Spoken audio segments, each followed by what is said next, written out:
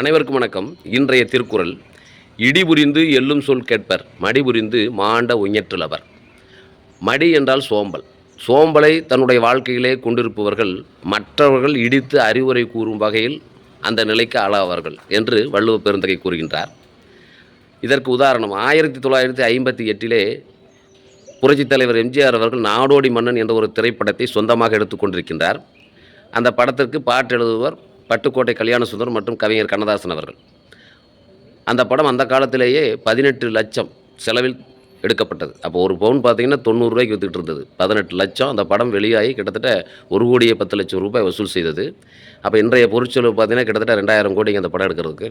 அப்போ எவ்வளோ வசூல் செஞ்சுருப்பாங்க. மிக பிரம்மாண்டமான படம். அந்த படத்துக்கு பாட்டு எழுத கவிஞர் கண்ணதாசன் வர வேண்டும். காலையில் 8:30 மணிக்கு வந்துருங்க, ஏன்னா நிறைய செலவு, அப்போது வந்துருங்க என்று எம்ஜிஆர் கூறுகின்றார். கவிஞரும் வந்து விடுகிறேன் என்று சொல்லிவிட்டார். அவர் எப்பொழுதுமே ஏதாவது ப்ரோக்ராம்ஸ் நிகழ்ச்சிகளுக்கு ஒட்டி கொள்கின்ற பொழுது காலதாமதமாக செல்வது வழக்கம். அதுபோல் 8:30 மணிக்கு வர வேண்டியவர் என்ன செய்கிறார்கள், 12 மணிக்கு மேலே வரார். 12-12:30 மணிக்கு வராரு. அப்போ புரட்சித் தலைவர் அவர்கள் கவிஞரை கோபித்துக் கொள்ள முடியாது. ஏனென்றால் அவர் அப்போ பெரிய நிலையில் இருந்தார்.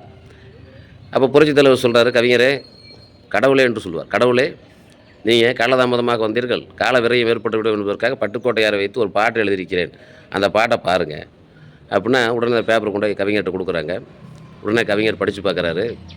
போர் படைதனில் தூங்கியவன் வெற்றி இழந்தான், உயர் பள்ளியில் தூங்கியவன் கல்வி இழந்தான், கடைதனில் தூங்கியவன் முதல் இழந்தான், கொண்ட கடமையில் தூங்கியவன் புகழ் இழந்தான், இன்னும் பொறுப்புள்ள மனிதரின் தூக்கத்தினால் பல பொன்னான வேலையெல்லாம் தூங்குதப்பா அப்படிங்கிறது அந்த பாட்டோட வரி. இதை படித்து பார்த்துட்டு கவிஞர் கண்ணதாசன் அப்படியே நொந்து போயிட்டே இருப்போங்க. ஏன்னா அவர் சொல்கிறார், ஆண்டவா, இப்படி நீங்கள் இந்த பாட்டின் மூலமாக என்னை திட்டுவதற்கு பதிலாக நேரடியாகவே திட்டிருக்கலாமே அப்படின்னு சொல்லிட்டு அவர் வருத்தப்பட்டார். ஏன்னா அது அவருடைய தவறு தான்.